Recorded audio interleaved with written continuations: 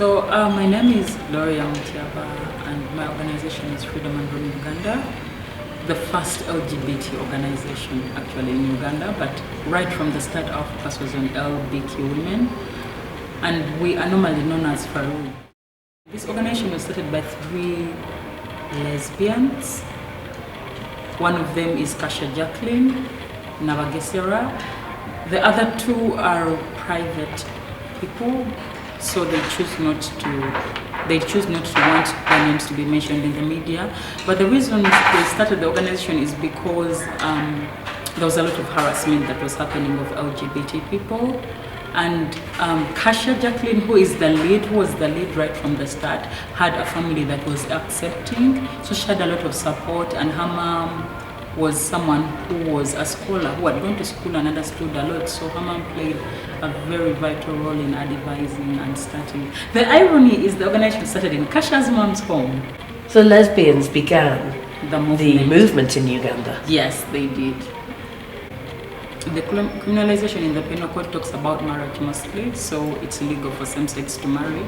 And also it focuses way a lot on gay men than it does on lesbian women. So in 2009, an American evangelist called Scott Lively came here and started an anti-gay movement. So in here, I think he had meetings with a few pastors, including one pastor called Pastor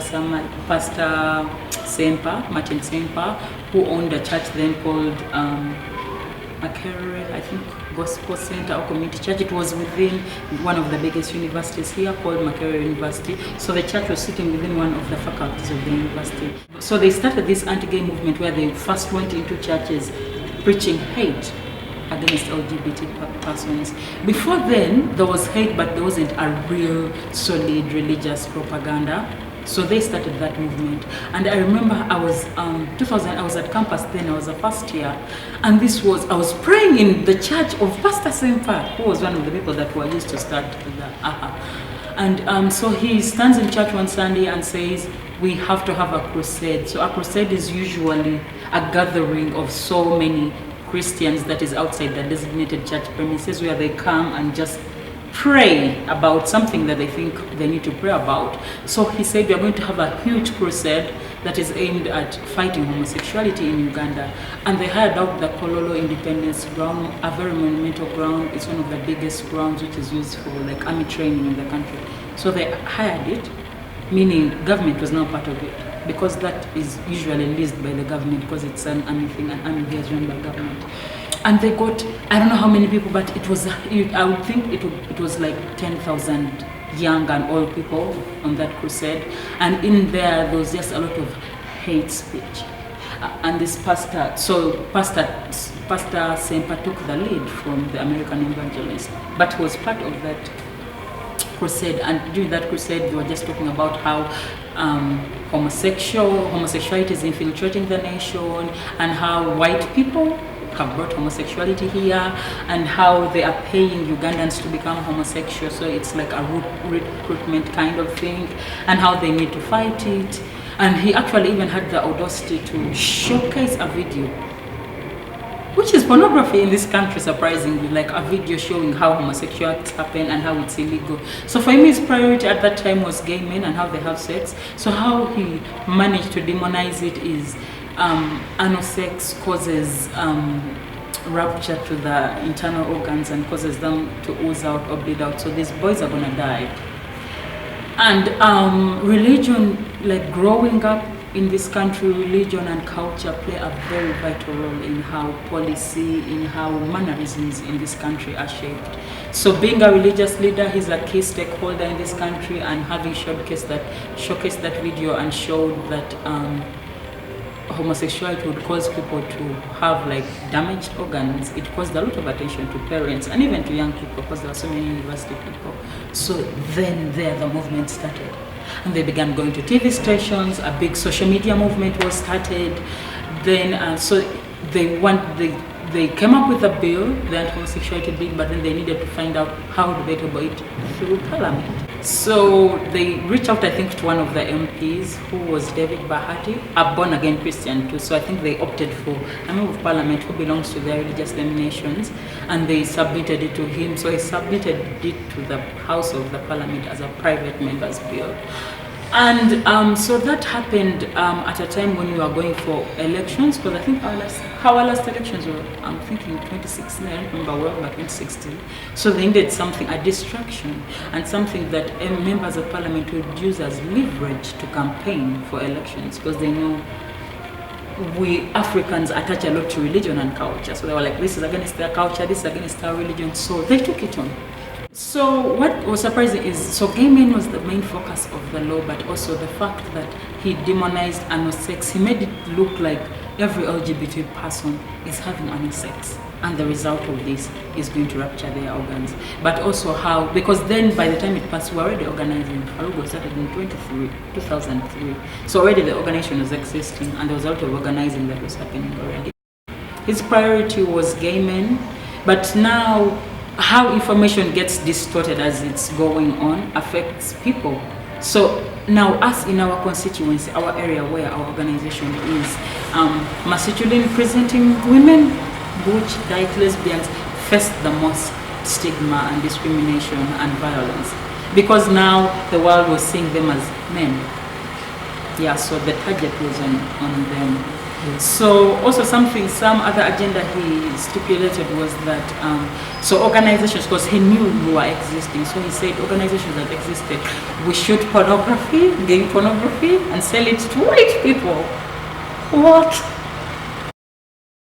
Many of the outspoken vocal trans men that you know, Pepe, Victor Mukasa, who later ran away for asylum, Juni Kwambia, who was once the director of Farug, but also started as lesbians, and I think they discovered their identity as they went on. So many people are going to be targeted. Not only just lesbians, but even trans women that were trans men, that were still in that space, that were still in the process of trying to understand each other and deal with like the changes to do with their sexuality. So we knew, and my organization, where we are, we have been there for quite a long time. I think we've been there for over 10 years now. So many people know that we are there. And so building up this anger in the general public also builds up anger towards us. So when we got fear as organizations, it wasn't just about my organization as an organization, but every organization that was LGBT, that was in an area, got scared, because we knew they were coming after us. We knew they were going to come after us. One thing that I've had to get to grips with is how people usually put gay men first within our movement. So gay men get most of the funding, most of the attention. The women are seen to be second to that. I suppose that's a mirror on general society. But how do you overcome that in Farug? It hasn't been an easy road for us. I think starting 2017 is when we actually are trying to pick up the organization, because during so the bill was passed in 2014 and nullified, but the effects lived on for a while. So 2015 specifically was a time when very many activists ran out of the country. And to be honest with you, the biggest number of LGBT activists in Uganda are women. So their mass migration into asylum affected us a great deal. And affecting us means affecting us technically, but also affected us financially. Because now the organization was at the verge of a collapse. The director ran away.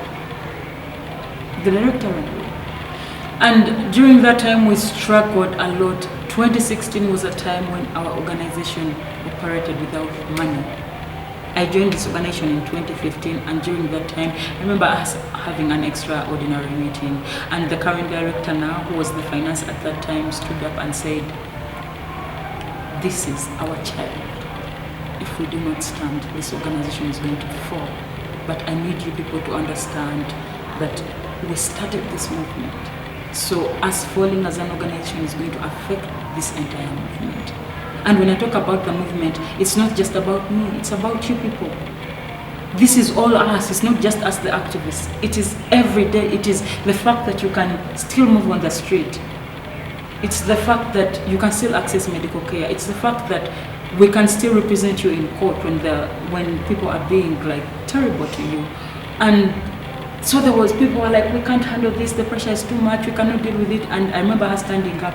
She was so angry at that time. She held up, I'll never forget that, she held a bottle in her hand, and you could tell how anxious and angry she is because she kept holding on to that bottle until it just ran out of air. And she was like, who is still willing to do this? I need to know who is still willing to do this.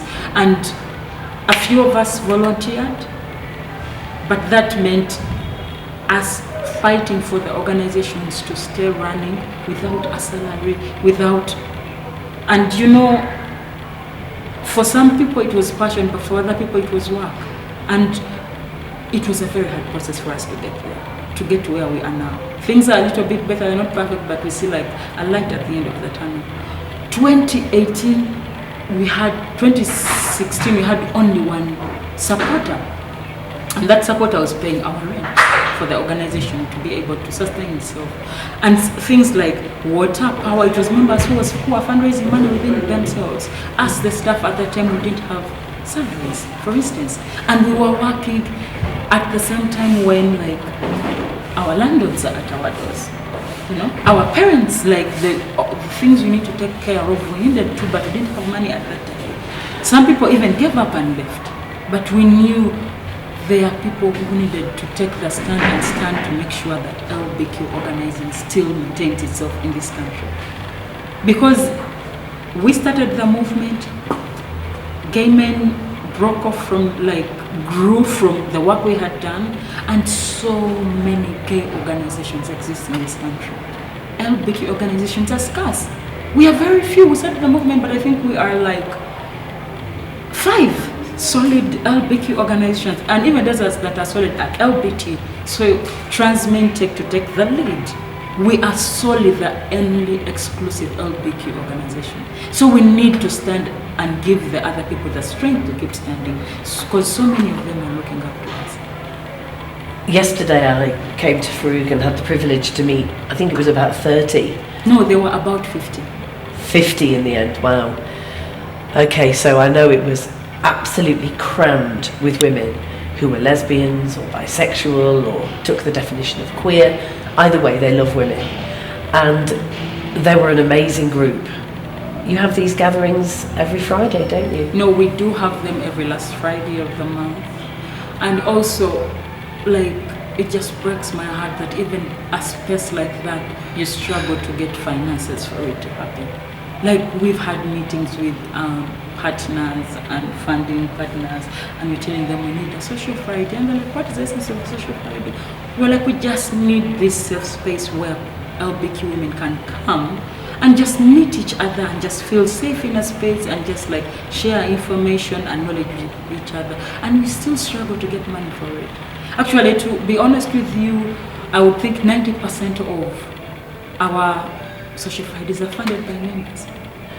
Just the social space, the social setting in my country right now does not allow us to exist and just be ourselves. We can hardly go to bars without being thrown out.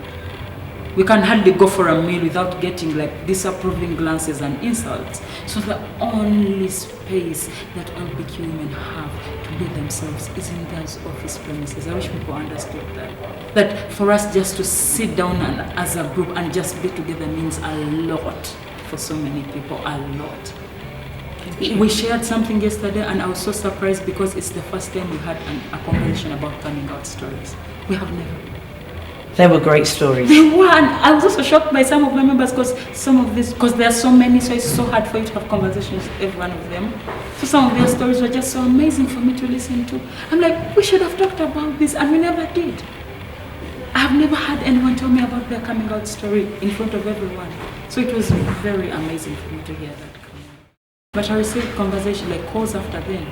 People telling me about their coming out stories, and people just giving me feedback of what it means for them to hear the journey that other people have, you know? So it was such an amazing thing.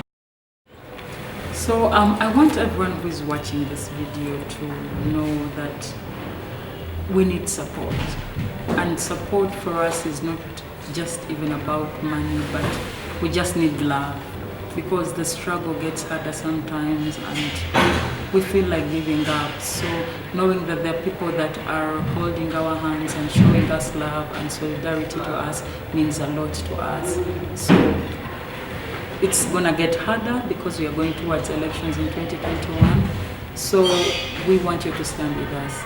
Support us, whether using your social media to call out when you see bad things happening, whether just showing us love messages or sending us love notes, or if you can fundraise and send us monetary, whichever way you can support us, please support us, because it gets hard sometimes, and it's your love and your money and your care and your solidarity that keeps us fighting. Thank you.